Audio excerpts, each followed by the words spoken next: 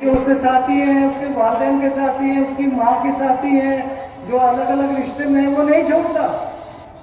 आज जो है मदरसा नसरुल उलूम खुटाना में जो है अल्लामा शिबली नोमानी के नाम पर एक कार्यक्रम किया गया है, उस पर आप क्या कहें? ये तो बहुत अच्छी शुरुआत है और इसी तरह से जगह जगह इस तरह के प्रोग्राम हो तो यहाँ के लोगों में बेदारी होगी। और इंशाल्लाह जो मैंने बात की वो एजुकेशन पे थी और इंटरेक्शन थी कि सभी लोगों से, सभी कौम से मिलके अपने बच्चे आगे बढ़े, आज के हालात में आगे बढ़े और अपने जो मकाम है उसको हासिल करें।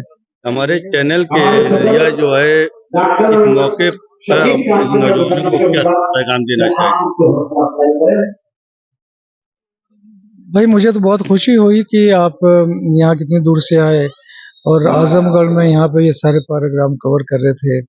यकीनी तौर पे जो मैसेज पब्लिक को जाएगा आपके ज़रिए से, तो यकीनी तौर पे वो कुछ लोग तो, सब नहीं तो कुछ लोग भी अमल करें तो मैं समझता हूँ कामयाब माना नौजवानों को क्या पैगाम देना चाहते हैं इस कार्यक्रम?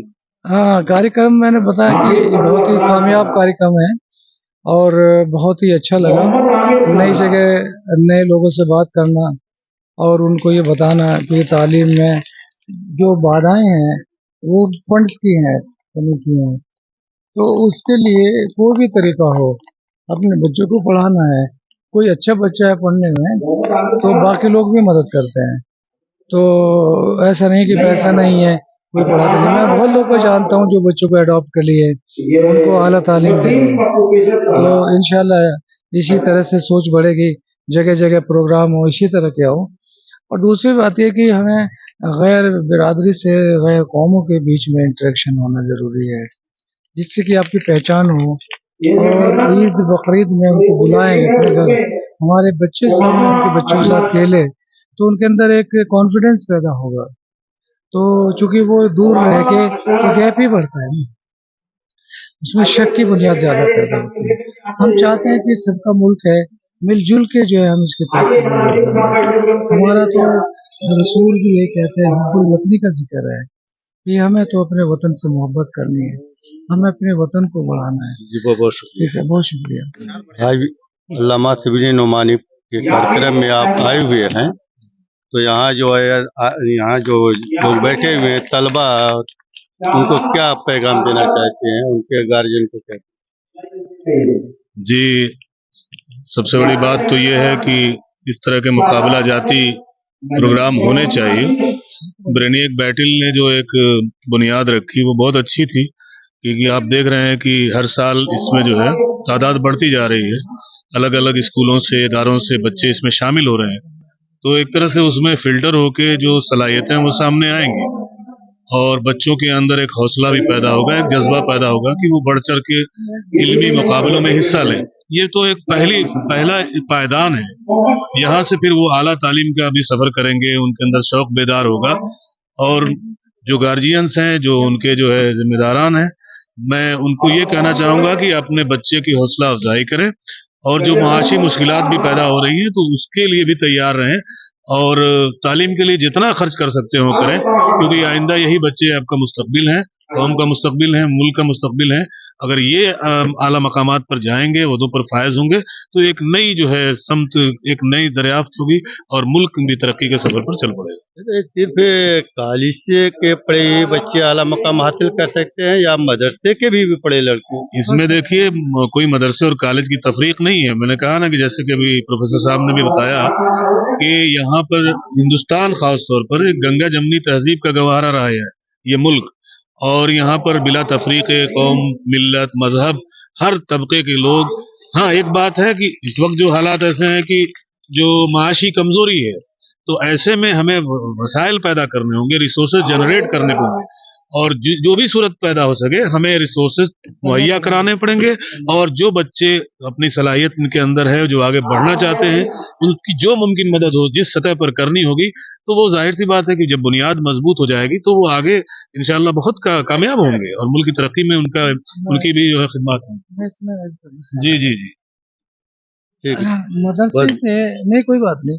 मदरसे से एक कौम जो है वो दूरी रखे हुए है, नफरत करते हैं, क्योंकि हमने जिस तरह का माशरा बना रखा वो उसको पसंद ही नहीं करते। तो ये मुमकिन नहीं है कि उनके बच्चे हमारे यहाँ पढ़ें, क्योंकि हमने निज़ाम ऐसा बना रखा है। और जब तक हमारे बच्चे वहाँ या वे यहाँ ना पढ़ें, और मदरसे के नाम से वो जो है फड़क पड़ते हैं। लेकिन आपको हैरानी होगी कि हमारे मदरसे तहजीब से जो पहले हमारे लोग थे सन 47 से पहले, वहाँ हर मस्जिद के पास मकतब होता था।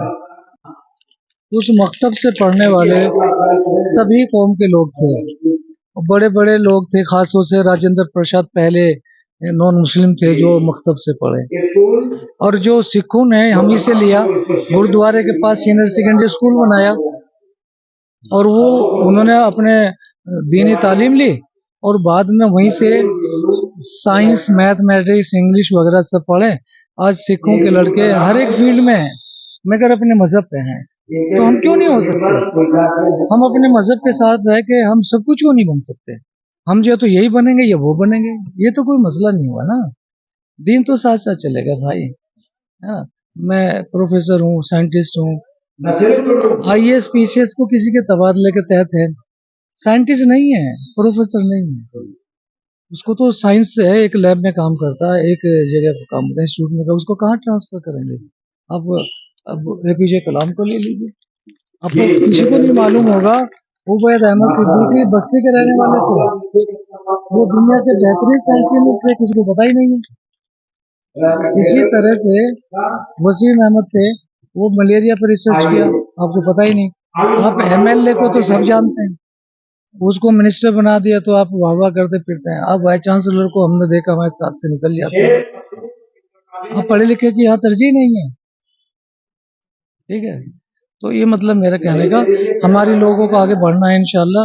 बस ये कि उनको हर एक फील्ड में जाना, मैनेजमेंट में, मास कम्युनिकेशन में, है ना, साइंस के हर शोबे में, फॉरेस्ट्री में, एग्रीकल्चर में, जितने भी शोबे हैं वहाँ तो हर आप है ही शोबे नहीं। में जो जाना। हाँ, वहाँ तो है ही नहीं आप।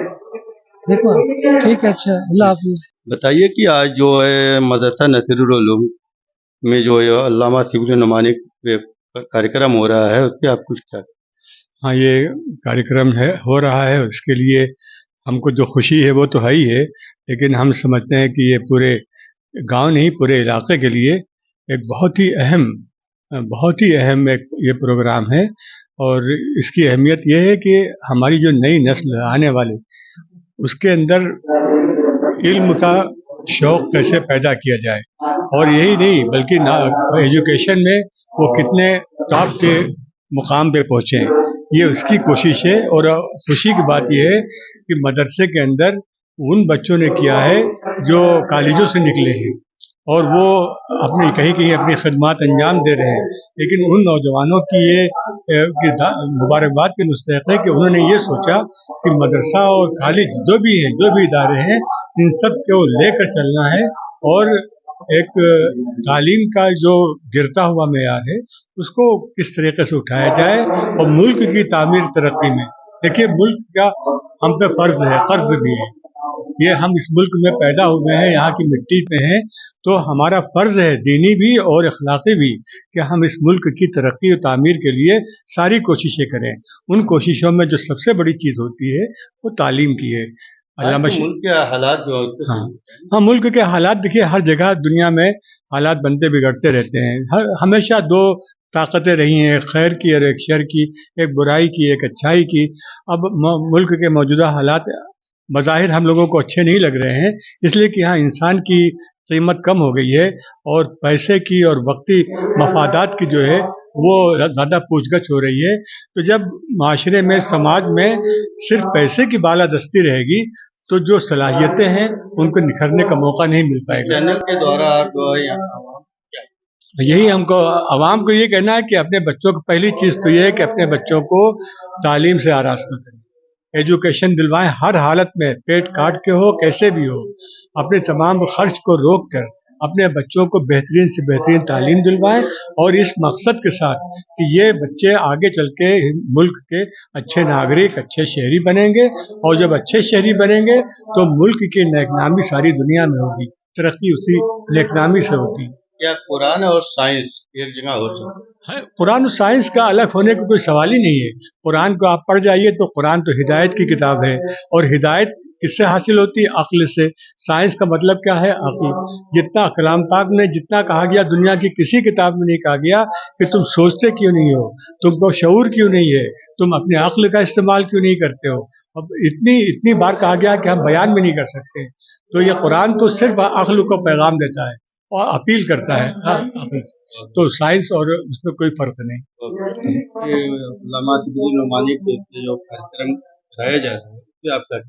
नहीं, मैं तो यहाँ के लोगों को मुबारकबाद देता हूँ कि कम से कम एक अवामी बेदारी का काम किया, और ये जान करके और खुशी हुई कि ये मदरसा है और यहाँ पे जदीद उलूम का भी इंतज़ाम है।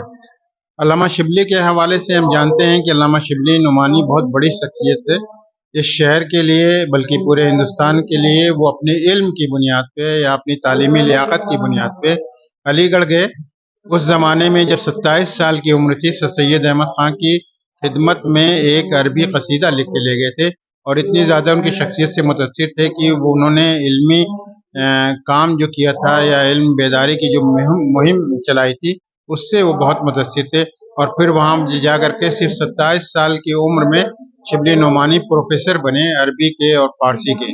और प्रोफेसर बनने के बाद तलबा के अंदर ये एक ऐसी शौक पैदा किया कि तालीम जो क्लासरूम से थी वहाँ से बाहर निकल करके हर वक्त उनको इंगेज रखते थे और उनकी तरबियत करते थे। तो जो 16 साल का उनका एक पीरियड रहा है अलीगढ़ में, वो हमारे लिए बड़ा आइडियल है।